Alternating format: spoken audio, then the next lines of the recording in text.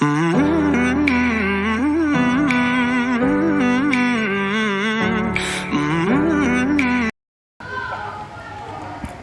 Everyone, कैसे हैं आप सभी लोग। होप सो आप सभी लोग बहुत ही अच्छे होंगे। इस वीडियो लेक्चर के अंदर हम एक लास्ट टॉपिक अपने चैप्टर का करने वाले हैं, microbes in human welfare chapter का जो हमारा लास्ट टॉपिक रह गया था, it is microbes as bio fertilizers. तो आज जो हमारा चैप्टर है वो कंप्लीट हो जाएगा। ये हमारा चैप्टर का आज लास्ट टॉपिक है। जिसने अभी तक मेरे चैनल को सब्सक्राइब नहीं किया तो जल्दी से जाइए, पहले चैनल को सब्सक्राइब कीजिए, वीडियो को लाइक कीजिए, शेयर कीजिए, ज़्यादा से ज़्यादा सपोर्ट कीजिए ताकि डेली मुझे मोटिवेशन मिलता रहे एक नई वीडियो बनाने के लिए। तो चलिए आज ये चैप्टर का ये जो लास्ट टॉपिक है इसको स्टार्ट करते हैं और चैप्टर कंप्लीट करते हैं। तो चलो स्टार्ट करते हैं गाइस।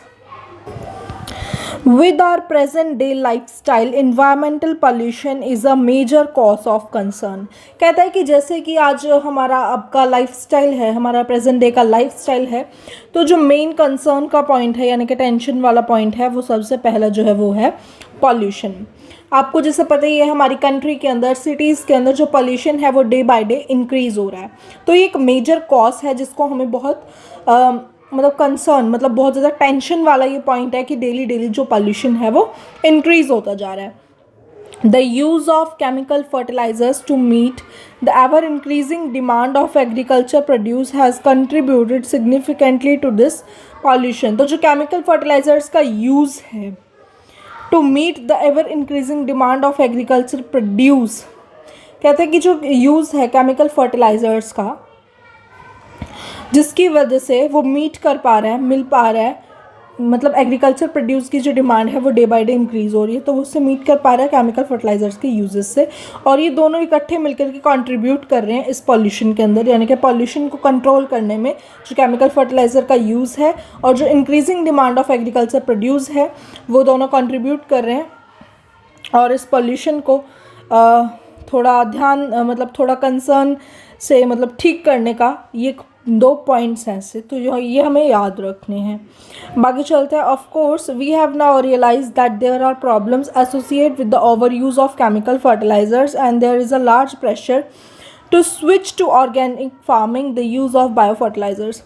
कहते हैं कि ऑफ कोर्स अब हमें ये रियलाइज़ हो चुका है कि यहाँ पे बहुत ज़्यादा प्रॉब्लम्स हैं जो कि अगर हम केमिकल फर्टिलाइजर्स का ओवर यूज़ करें, एक तो होता है एक चीज़ को यूज़ करना, बट हम जब उसका ओवर यूज़ कर देते हैं यानी कि जब हम इसको बहुत ज़्यादा यूज़ करना स्टार्ट हो जाते हैं, देयर इज़ लार्ज देखो, तो ये कह रहा है कि अब हमें रियलाइज़ हो चुका है कि यहाँ पे जो प्रॉब्लम्स हैं वो बेसिकली आ रही हैं जब हम केमिकल फर्टिलाइजर्स को ओवर यूज़ कर रहे हैं, है ना। जब हम इंसेक्टिसाइड पेस्टिसाइड को बहुत ज़्यादा ओवर यूज़ कर रहे हैं तब प्रॉब्लम्स अराइज हो रही है।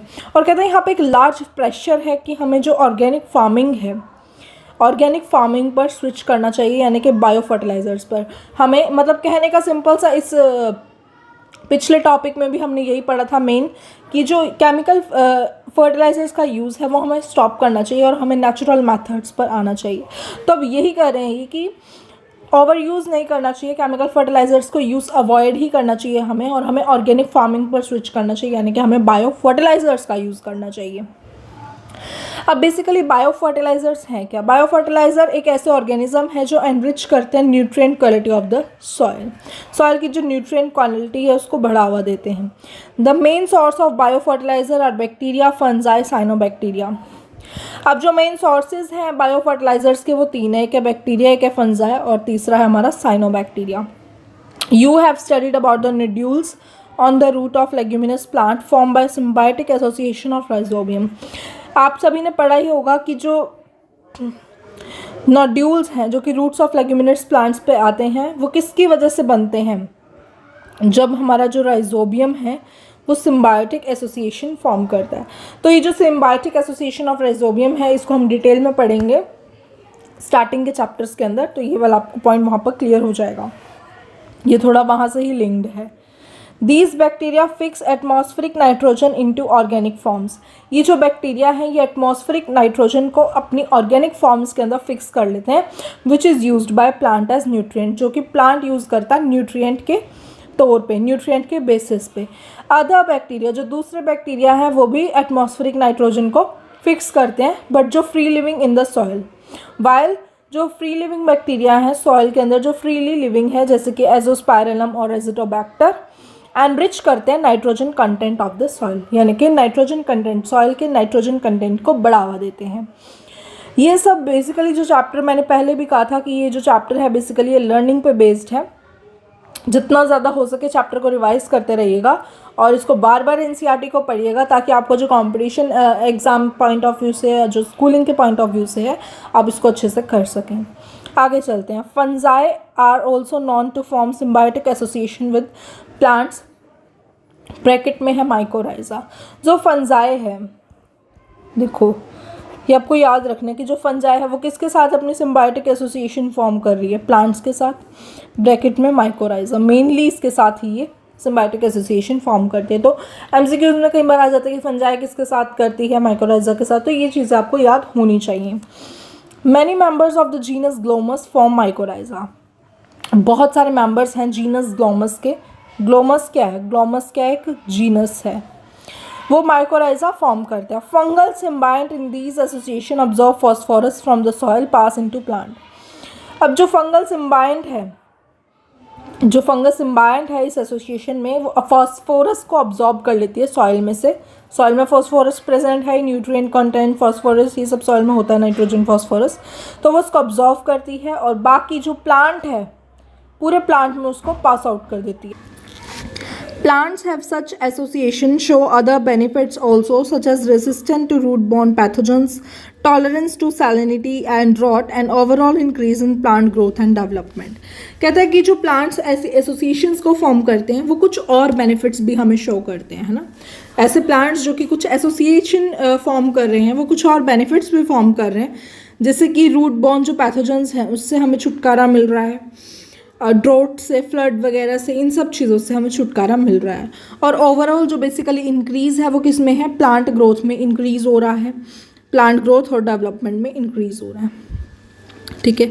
साइनोबैक्टीरिया और ऑटोट्रॉफिक माइक्रोब्स। जो साइनोबैक्टीरिया हैं वो एक ऑटोट्रॉफिक माइक्रोब्स हैं, widely distributed in aquatic and terrestrial environments, many of which can fix atmospheric nitrogen, anabaena, Nostoc, Oscillatoria. ये आपको याद होने चाहिए। एग्जाम्पल्स मेन होते हैं, चाहे कंपटीशन के पॉइंट ऑफ व्यू से देख लो, चाहे आप स्कूलिंग के पॉइंट ऑफ व्यू से देख लो। तो सबसे पहले तो आपको यही याद रखना है कि जो साइनोबैक्टीरिया है वो एक ऑटोट्रॉफिक माइक्रोब है, जो कि एक्वेटिक यानी कि पानी में और टेरेस्ट्रियल यानी कि ज़मीन, दोनों ही इन्वायरमेंट्स में वाइडली डिस्ट्रीब्यूट होता है। इसका कोई ऐसा नहीं है कि ये ज़मीन पे ही मिलेगा या पानी पे ही मिलेगा, ये कहीं भी मिल सकता है, लैंड पे भी और एक्वेटिक पानी में भी। और ये क्या करता है? नाइट्रोजन को फिक्स करता है। एग्जाम्पल इसके 3 हैं, एक है एनाबेना, दूसरा है नोस्टॉक, तीसरा है ऑसिलेटोरिया। ये तीनों एग्जाम्पल्स आपको याद होनी चाहिए। In paddy fields, paddy fields के अंदर जो साइनोबैक्टीरिया है वो सर्व करता है important bio fertilizer. Paddy fields होते हैं यानी कि राइस की फील्ड्स, जो राइस की फील्ड्स होती हैं उसमें जो साइनोबैक्टीरिया है वो एक इम्पॉर्टेंट बायो फर्टिलाइजर के तौर पे काम करता है। Blue green algae also add organic matter to the soil. जो हमारी ब्लू ग्रीन एल्गी है वो भी सॉइल को एक ऑर्गेनिक मैटर देती है, उसकी फर्टिलिटी को इंक्रीज करती है। Currently in our country a number of bio fertilizers are available commercially in the market. Farmer use this regularly in the fields to replenish soil nutrients and to reduce dependence of chemical fertilizer। कहता है कि currently जो हमारी country है उसके अंदर बहुत सारे बायो फर्टिलाइजर्स अवेलेबल हैं मार्केट्स के अंदर भी, और फार्मर्स उनको रेगुलर बेसिस पे अपने फील्ड्स के अंदर यूज़ भी कर रहे हैं। क्यों यूज़ कर रहे हैं बायो फर्टिलाइजर्स को? क्योंकि सॉइल न्यूट्रिएंट्स को रिप्लेनिश कर सके और केमिकल फर्टिलाइजर्स का जो यूज़ है उसको रिड्यूस कर सके, वो कम होने लगे, और हम बेसिकली जो ऑर्गेनिक फार्मिंग है, बायो फर्टिलाइजर्स का यूज़ है, इन पर आए। तो ये जो चैप्टर है ये हमारा यहीं पे ख़त्म होता है एक हैप्पी नोट के साथ। होप सो आप सभी को ये चैप्टर बहुत ही अच्छे से क्लियर हुआ होगा। अगर आपको कोई भी डाउट है तो आप कमेंट सेक्शन में लीव कर सकते हैं, I will reply for sure. Thank you so much for watching this video. जिसने अभी तक मेरे चैनल को सब्सक्राइब नहीं किया, वीडियो अच्छी लगी है तो चैनल को लाइक, शेयर, सब्सक्राइब करना ना भूलें। सब्सक्राइब के साइड में एक नोटिफिकेशन बेल होती है, उसको भी प्रेस कर देना फॉर लेटेस्ट अपडेट्स। मिलते हैं नेक्स्ट वीडियो के अंदर एक नेक्स्ट चैप्टर। ये चैप्टर तो यहीं पे समाप्त हो चुका है, ख़त्म हो चुका है। तो अब एक नया चैप्टर जो हमने स्टार्ट कर रखा है ह्यूमन हेल्थ एंड डिसीज, उसी को ही कंटिन्यू करेंगे अपने नेक्स्ट लेक्चर से। Thank you so much for watching this video. Don't forget to like, share and subscribe. Bye bye.